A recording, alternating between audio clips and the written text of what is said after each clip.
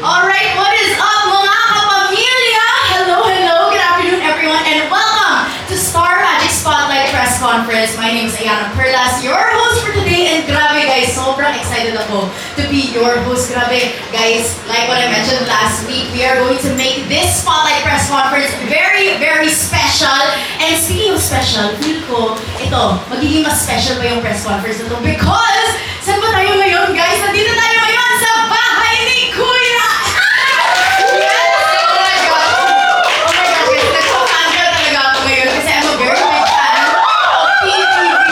Sana hindi ito ang last time ko dito, Charis! Okay, but of course, thank you so much to our friends from the media for being here also. I think majority of us guys, first time natin dito sa bahay ni Kuya, yes? Okay, kamusta ang feeling guys? Nagpa-fangirl ba tayong lahat? Yes, lahat tayo guys nagpa-fangirl kasi again, so many things. This is a very iconic house, diba? Alam naman natin. Kaya naman, thank you so much to ABS-CBN and Kuya for letting us inside your very iconic and beautiful house. And gusto ko lang sabihin, before we start, napakaganda ng interior ha, di ba? Tapos napakalamig pa dito. So, again, thank you guys so much. And Team Bahay, thank you guys for joining us as well on our Star Magic Spotlight Press Conference. For those of you watching online, we would love to hear from you guys. Don't forget to use our hashtag Star Magic Spotlight. We would love to see all of your comments, all of your posts as well. Kaya go ahead, keep using our hashtag and keep tagging us because this is going to be a very special one. Kaya naman ngayon, huwag na tayo patagalin pa. Are we ready to meet our guests joining us for tonight? Yes! Alright, ito na, without further ado, let's give a warm welcome to the Star Magic PBB Celebrity Collab Housemates! First up, the hopeful belle of Cavite, Kira Ballinger! Yes! Hello, Kira! Hello, good afternoon po. How are you, Kira? I'm good, I'm good. Alright. Hello po everyone, gandang hapon po sa inyong lahat. Thank you so much for joining us, Kira. Thank you for having me. Napakaganda ni Kira, di ba? Everyone, I love it. Okay. Thank you, Kira, our hopeful belle of Cavite. Ito naman, next up, let's say hi to the golden actress of Rizal, Cyril Manaban!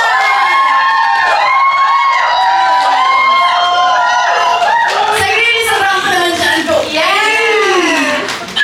Hello po so much, good afternoon, good day, good night po sa inyong lahat. Yes, I love it. Hello, Cyril. Thank you so much for joining us. I love it. O, diba? Guys, okay, we have our two. Next, we're gonna call up, of course, ang Kuwela Soul Diva ng Antipolo, our mom! Let's give it up for Clarice Clam de Guzman!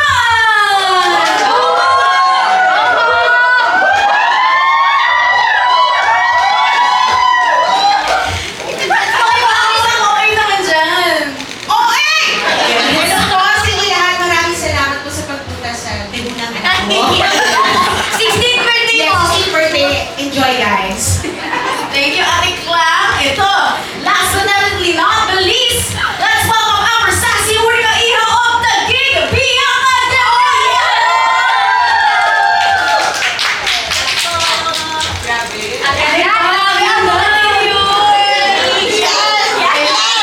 Hello po, hi everyone! Everyone watching, hi Hi, Biancs. Thank you for joining us. And syempre, nakikita naman natin guys na kulang yung PBB housemates natin. Kaya naman, okay, take your seats muna while we, of course, call on our dedicated showstopper ng Canada. We have AC Bonifacio joining us via Zoom. Hey everybody! I miss you guys. Hi, AC nga there! I miss you! Ako sa media. I miss you guys. Love you. Love you! AC, kamusta sa Korea? Anyong masaya? Ay, ako nandun dito. Para ba sa Pinas nandun po ako. Bongga. We miss you, AC. And of Miss course, you. joining us via Zoom as well, we also have Mr. Backable Achiever ng Pasig, Emilio Daen. I think you brought this pare. Magandang gabi sa inyo. And here live. Thank you guys from Australia. I miss you guys so much. Tika, everyone. Si Niclan, Ariel, Bianca, of course. And I, Ayana. And of course, all of our friends in the media. Yes!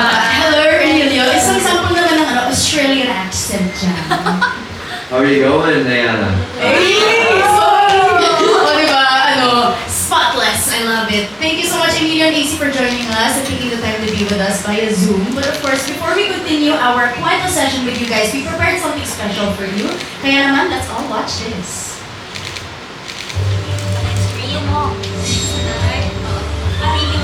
Oh my gosh! Television.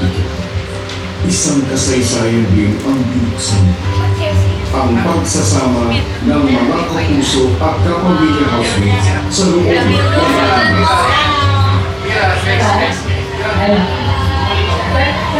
Ganda.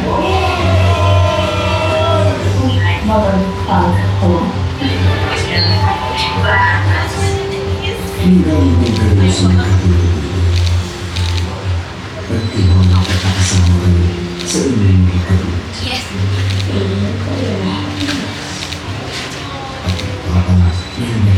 Ang aming pagkakataon. I've tried my absolute best to be in this house and be completely honest and transparent and be an open book, which I have not been in the industry for almost 10 years. Bawat isa sa inyo ay naging bukas na ibahagi ang inyong mga tunay na kwento. Just really want people to know that I'm also coming from a broken family and wala, I think the biggest pangarap would be having my family in one place. Because I can't remember when the last time was that I spent one Christmas with my family na sama-sama kami. Medyo malakas yung personality mo. Pag tingin lang, yabang nito ah. Sinasabi nila na parang, hindi. Si dahil, madali lang buhay para sa akin. Hindi ko naman intention na iyabakan yung iba. I don't need to step on anybody's toes. Happy ako maging breadwinner pero gusto ko magkaroon din sila ng credits. Kaya hindi ko talaga, after ko pag-aralin yung mga kapatid ko, sila naman yung pag-graduate ko. Singit ko, ito na yung time para sabihin sa inyo lahat and to tell the world.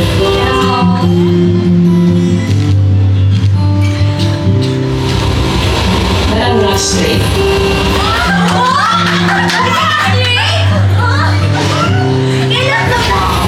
I am bi.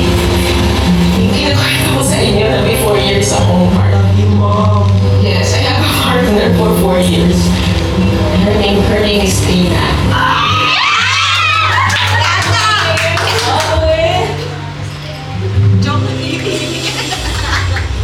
At sa inyong pananatili sa aking bahay, mas pinagdagan ninyo ang inyong mga sarili, lalo na ang inyong mga puso. To be honest yun po kasi kuya, parang napanghihinaan po talaga ako ng loob these past few days. Minsan dumadating po sa point na hindi ko na po alam kung ano yung pinaglalaban ko dito. But seeing Peach again made me want to fight even harder here. I just know she wants to tell me, kuya, that she's proud of me.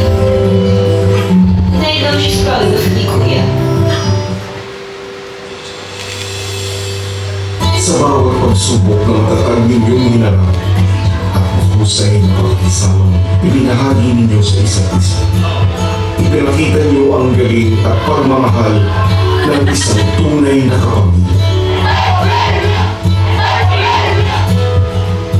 Sa paglabas niyo ng aking bahay, alam kong mas handa na kayong harapin pa ang mundo kung saan mas kilala na kayo ng iba. At pinakamahalaga, mas kilala niyo na ang mga sarili ninyo. I am very proud of you, my kapamilya housemates. Asahan niyo lagi akong nakasubaybay sa pagpapatuloy ng inyong mga kwento at tagumpay.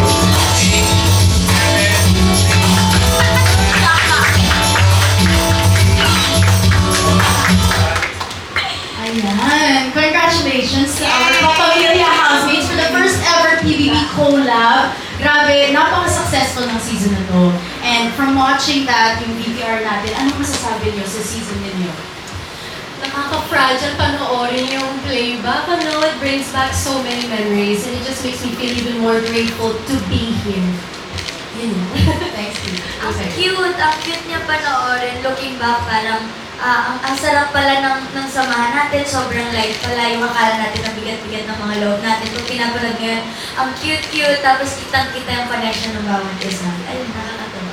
Oo, nakakamiss. Makita lahat yung parang nananiwa lahat ng memories. So, parang kailan lang kakapasok namin. Parang kailan lang yung mga task na ginagawa namin, yung nandito na kami. Diba? So, nakakamiss. Sila na hindi namin makakalimutan yung mga memories. But ako, I want to stay here forever. Gusto kong bumalik, tapos ayoko na umalis ever. I mean, upon watching it, it just brings back so many memories. So, wala, it's a bittersweet moment, but we have the outside world waiting for us, and it's just as warm. So, we're very, very grateful for that. Yes. Okay, AC. Included na namin dyan. Nakikinig lang ako.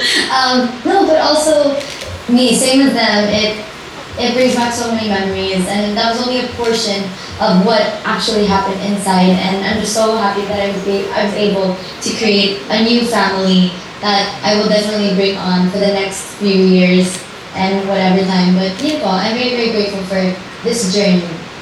Yeah. Thank you, AC. Last but not the least, Emilio.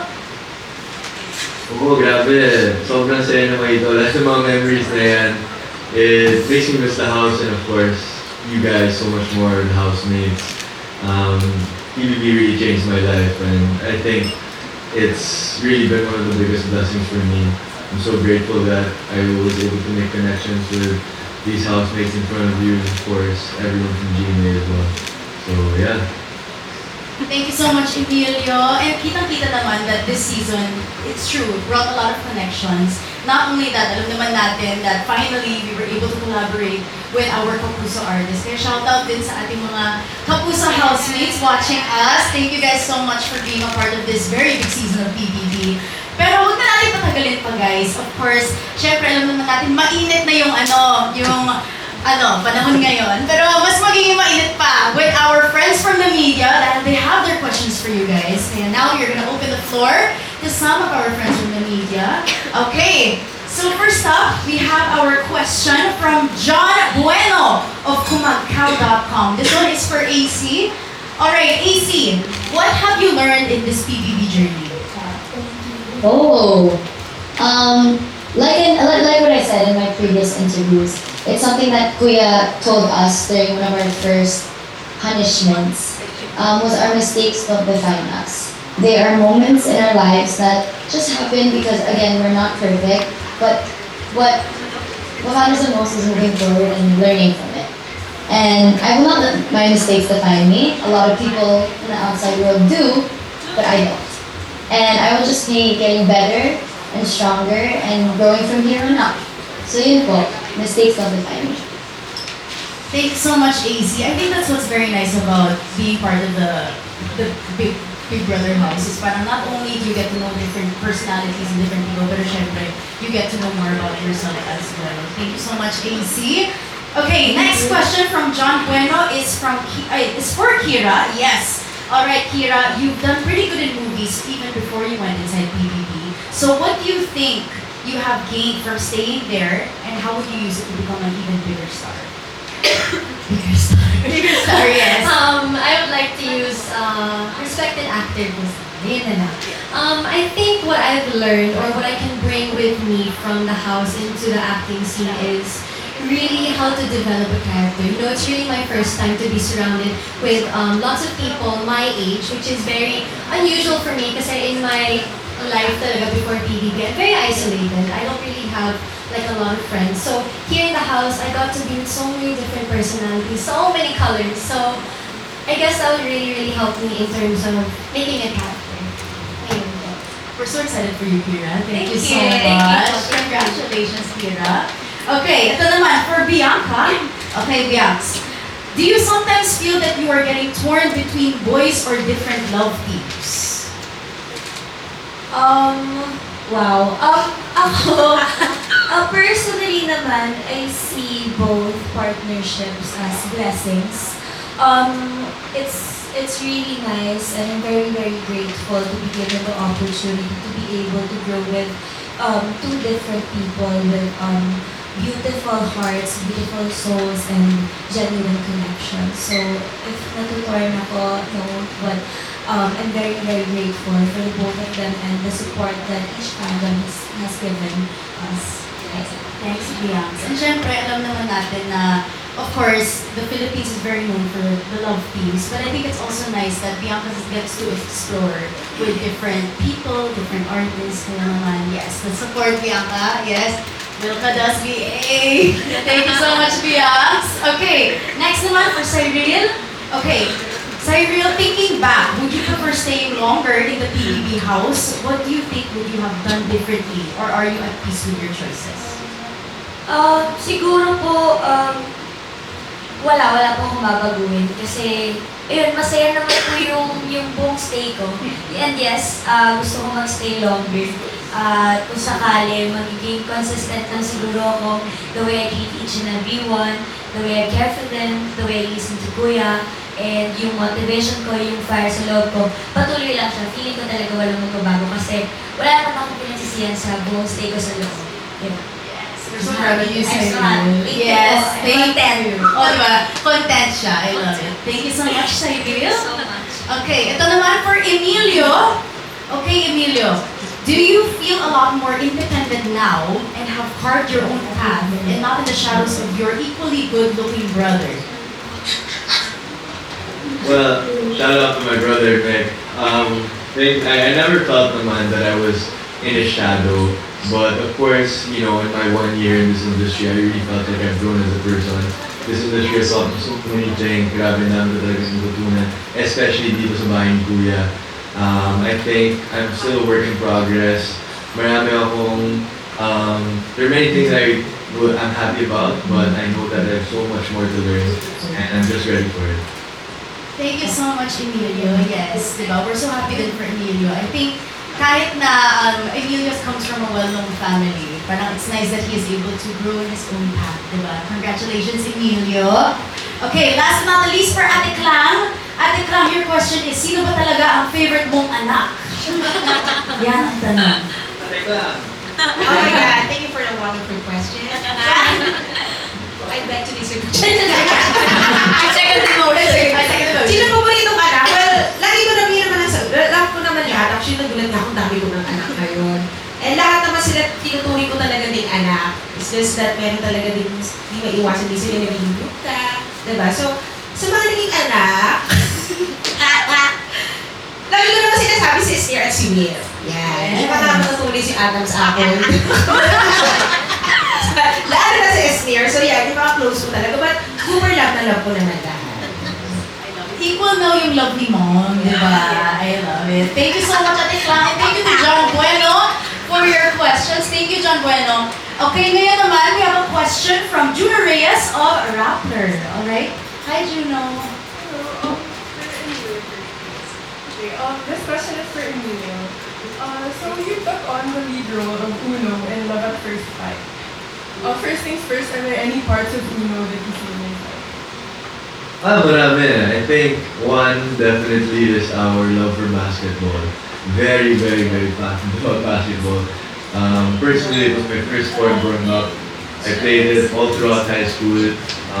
Naglalaro competitively as part of the varsity team for over 10 years of my life. And secondly, I think isa din very, very close to my mom. I also grew up in a single mother household. So, doon kami nagkakapareho ni Uno. And yeah, so I think those are the two similarities that we have. So were there any parts of your stay in PBB that you also think helped you, like in your craft as an actor, as you take on more role in the future? I think, yeah, definitely. Kasi ang dami talagang personal growth na nangyayari sa bahay. And I think lahat ng mga housemates ko will agree with me when I say na you really learn a lot more about yourself kung nasa bahay ka. Kasi marami talagang mga times na you're really thinking with your thoughts or you're able to reflect. Kasi sa bahay, it's very unique talaga kasi you're really able to block out all the noise. Diba? Parang you're really just there with your housemates. You're there to connect. And within that connection, napapag-reflect ka rin sa buhay mo. Kung sino ka talaga. And napapalabas na rin totoo kasi that's the special thing about Kuya's house eh. Talagang lalabas yung tunay mong buhay. So, yun. You also star alongside River in the series. So what was it like to work together there and then see each other again in DVD? Ay, grabe.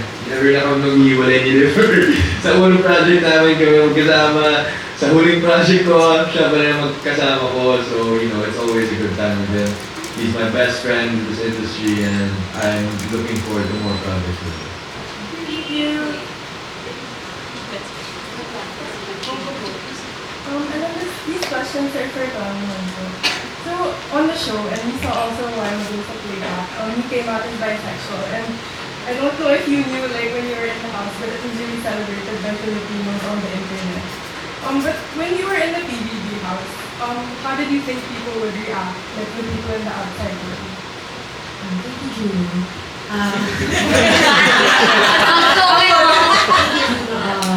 Actually, yung time na yun, yung ginawa ko, sobrang hinihintay ko na talaga yung right timing. But ready ako, hinihintay ko lang kung kailan yung tamang panahon para sabihin. And na-feel ko na yun talaga yung moment na para sabihin na.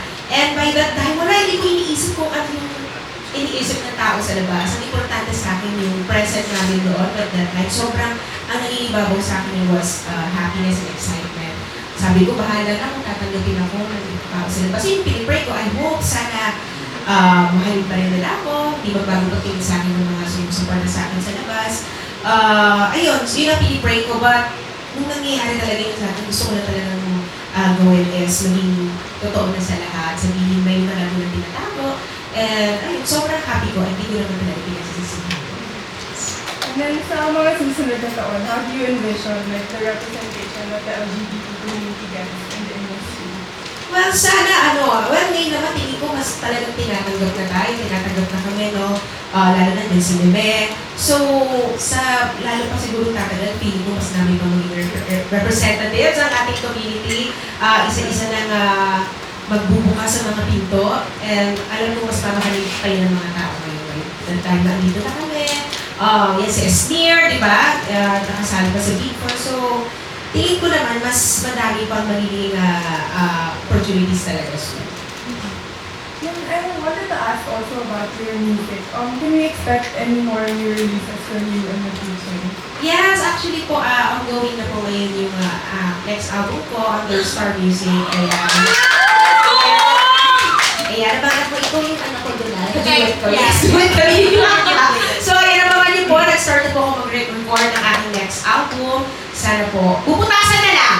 Puputasan na lang yung album, pero ito na siya. Mag-record na ako, so sana supportahan niyo po ako dyan. Wala kang title, iniisip pa din, so hindi naman siguro okay.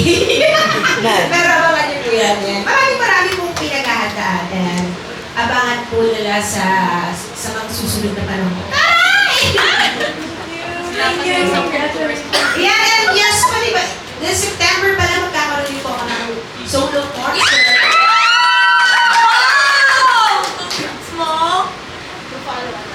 To follow po ang announcement. Yan naman po sa clubhouse ng gabi.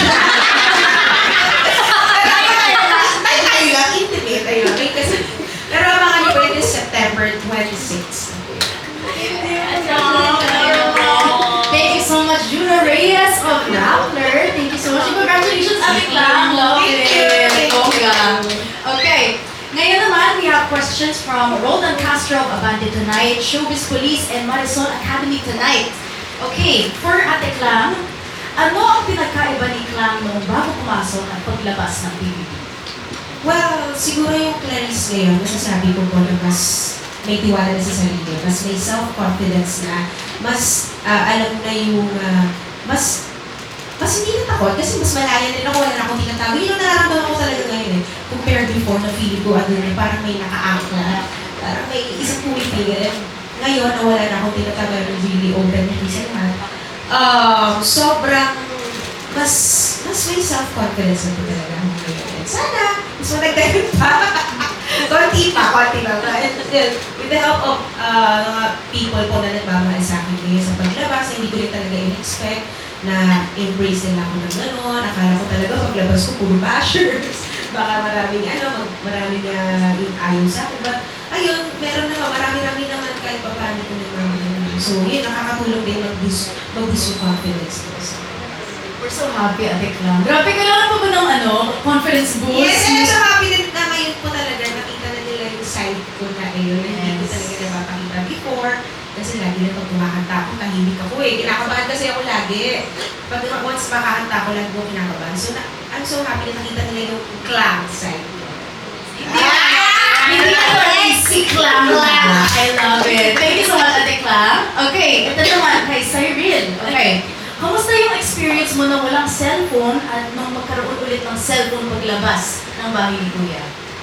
Ako po personally, hindi naman din po ako mahilig or tutok na tutok sa phone. Mag-phone lang po siguro ako kapag kailangan sa work, kapag may kailangan sagutin, asikasuhin. Pero hindi naman po ako yung addict na bakit kamamatay yung cellphone na yung kaya, hindi naman po ako ganun. So, na-enjoy ko po siya, para po siyang detox.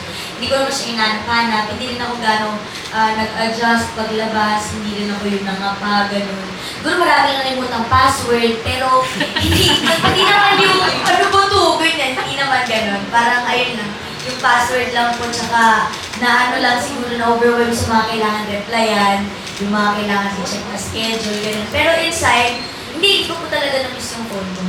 Siguro kahanap na po ako alarm clock. Yan lang, gahanap na ako may set pa akong alarm clock pag umaga. Pero ayun, okay naman po siya, masaya po siya for me talaga. Kasi kahit sa work, pag pupunta po ako ng work, pagdating po doon, bihira ko na talaga mawakan yung phone ko kasi more on connection po ako with the cast, the crew, the staff.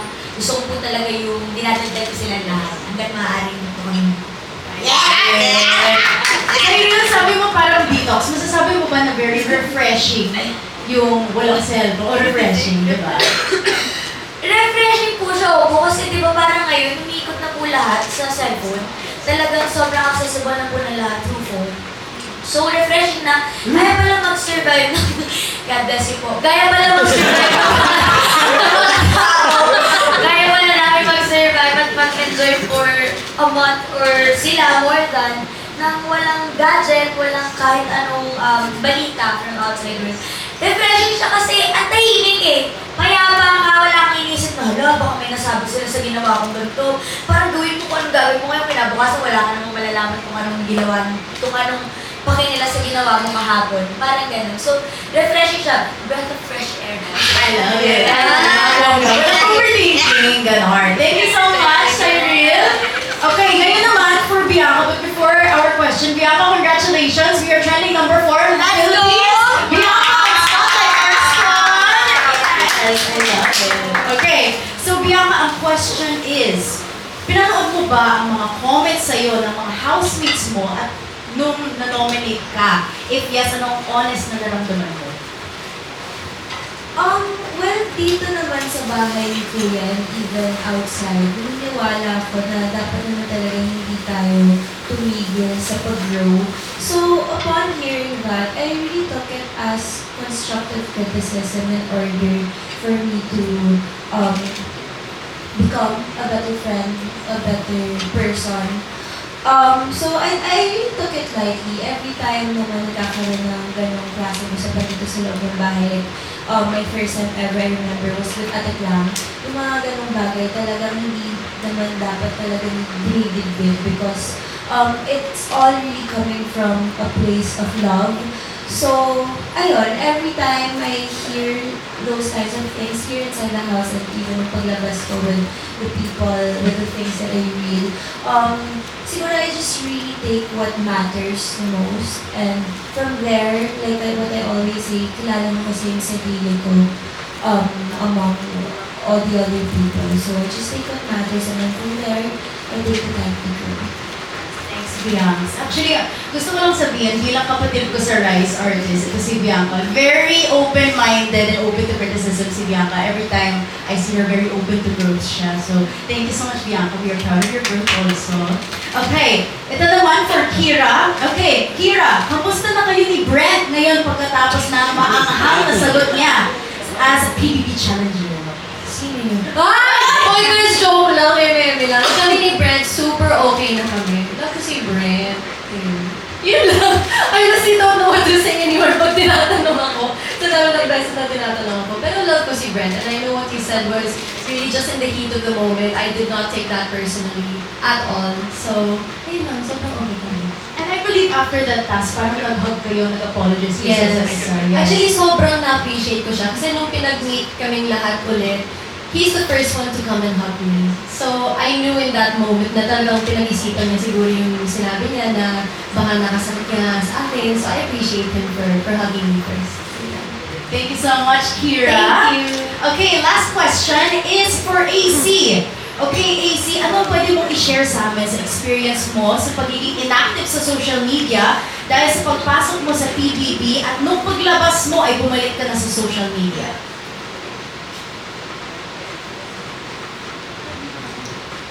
I think nakamute si AC. Yes. I think same naman po as what Cyril said. It was a detox for all of us. It was very refreshing. At first, medyo natatakot po ako because I feel like my life was surrounded by social media and, you know, dancing, trends, all of that. Pero the second I was in PBB na din po, hindi ko na po hinahanap. And I'm trying to continue that sa labas. Na I have face-to-face conversations, I try to be off my phone. I don't really read social media much na din po. I really only go on to post. And yeah, it's been really nice keeping that clean, not toxic mindset. But yeah, yun po. It was a vacation-ish. Thanks so much, AC. Diba? I love it. Parang you're practicing presence, diba? Being present in the moment. Thanks so much, AC. And thank you as well to Roldan Castro of Abante Tonight Showbiz Police and Marisol Academy tonight. Next up naman, we would like to call on Gia Bote of When in Manila. Hello. Ang takat ko dito. So this question po is for AC. So hello. If you had stayed a bit longer inside Kuya's house, which task or challenge do you think you would have excelled in and why? Okay, aside from all of yung mga sayaw po, yung na-inggit ko talaga ako sa task nila, I don't know what it's called, but yung kendama, with the ball and the stick. You guys know what I'm talking about? Ano yung Na-stress ka ba? yung ball and stick, tapos kailangan niyo po ilan. Because I knew that since I was a kid, ginagawa ko talaga yun as a hobby. Naging trend po siya sa Canada a very long time ago. So I felt like I could have excelled in that task po. Thank you, AC. Then for Emilia Thank you, naman, relate on the question, would you rather win the wild card and re-enter the house without Michael or stay evicted alongside him? I'm gonna stay evicted with my duo. Although it would have been amazing to come back to the house. Siyempre, yung iwanan yung kapatid ko. Thank you, Emilio. And then, next naman, for Kira. So, if you had stayed a bit longer inside Kuya's house, what aspect of your life do you think you would have been able to share more with your housemates? That's a tough one. I think I shared quite a lot about my family when I was still in the house. I think the best answer to that question is really how much of a friend that I could be. Kasi kung kailan po ako na-evict, that was the time that I was really starting to, to warm up to everybody in the house. So, when it got cut short, sayang, yun eh. Pero, I think if I were to stay a bit longer, they would get to see what I would be like as a friend, how much I care for others, and how much I like to be there for them. Thank you. Kira. And then next. Next naman is for Cyril. So, how different is the Cyril we see now compared to the Cyril before your PBB journey? Siguro po yung sarili niya yung mas nag-aayos na siya. Mas mukha na siyang tao. Kasi dati lang kami ng sa itsura ko eh. So ngayon medyo presentable na. I do my best talaga na parang contact kung sino-sino para maghingi ng help, para magmukha presentable. Dati kasi lumalabas ako ng may puti-puti pa na spot dito, pag may pimple, pakailangan. Ngayon parang kahit pa na nag-lift in, kahit parang susuklay, wow, may suklay. So yes, ayun, parang feeling ko mas presentable na siya ngayon and mas careful na siya sa actions niya kasi nga dito, di ba, parang yun yung bilin sa akin talaga ng tatay ko nung papasok ako, huwag kang galagaw. Kasi nga magaslaw ako, so parang sabi niya, mag-ingat kasi yung kilos mo, mga gagawin mo, yung upo mo, yun kasi lagi na pinagawain sa bahay, para daw kasi ako may something sa gitna kapag lagi ang nakabugan. So ayun, feeling ko ngayon, I'm more presentable, I'm more demure. Wow! I'm prettier. Ayun lang, mas may alaga na ako sa ikon ko. Thank you so much for that very wonderful page. Next, Okay, for mom, at Clam. So, you had a lot of iconic moments on the show. Is there anything you regret or wish you had done differently? Siguro yung Europa. Tsaka yung Galungan. Hindi, for me, siguro yung OA moment namin. Siguro, sana mas na-handle ko siya ng maayos or mas sinabaan ko pa yung pasensya ko or mas sinawa ko yung pagtunawa ko para medyo naiwasan na yung dalawang harapan, di ba? Actually, talaga hindi ko na rin naiwasan that time. Siguro nagkalo-kalo yung emosyon, yung pressure as a task leader, yung pila pa kaming oras para magsalita. So, ayun, siguro sana mas na-handle ko siya ng maayos. So, Bianca, I'm so sorry. oh, I'm sorry. Sorry na mag-usap ko. So, ayun, at saka yung nalasing ako. Sana pala medyo... nalasing ka mo? Sana pala medyo, hinay-hinay ako. Di ba, parang naman, hindi na nadamay si Shubi sa lapel. So, ayun, yun naman. Pero, nevertheless, parang ang saya naman ng memories na yun. Actually, gusto ko siyang ulitin.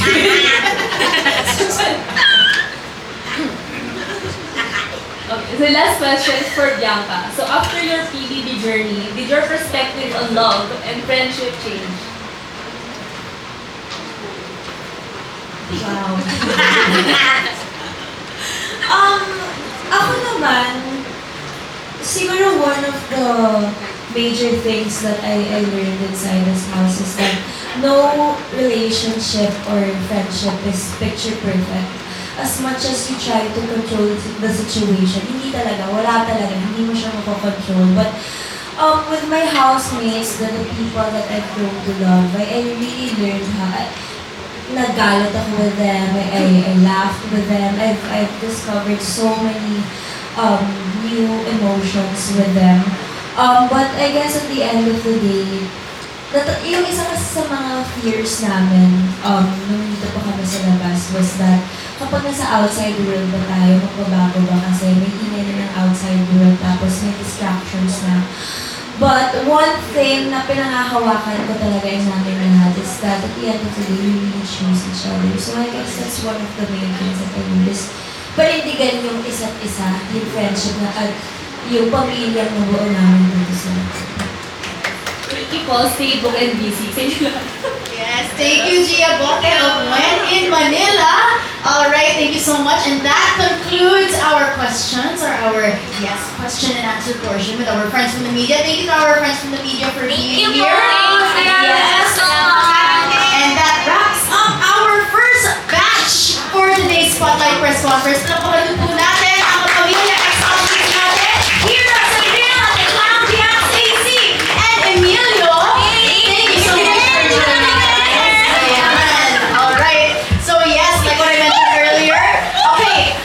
Ex-housemates, I think sabi ni Kuya, punta daw muna kayo sa convention room. Okay, go guys. Go. Thank you. Thank you po. Salamat po. Okay, quick photo muna. Ayun. Dito, 1, 2, 3, isa pa. Cyril, Ate Clam, Here po, Bianca, 1, 2, AC, and Emilio. Right here, guys. 1, 2, 3. Alright. So like what I mentioned earlier, first batch lang po ito ng ating Spotlight Press Conference on a very special episode kasi mamaya, siyempre sasamahan po kami or sasamahan po tayo ng ating kapamilya Big Four in just a little bit. Kaya naman mga kapamilya, please stay tuned. Please stay tuned as you'll see you guys again in just a little bit.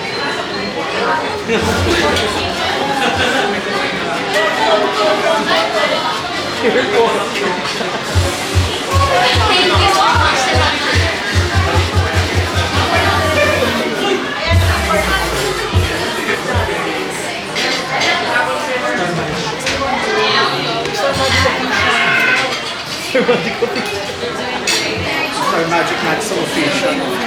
Ito sa akin. Go. Ito po, asa po facial. Rainbow Rumble facial.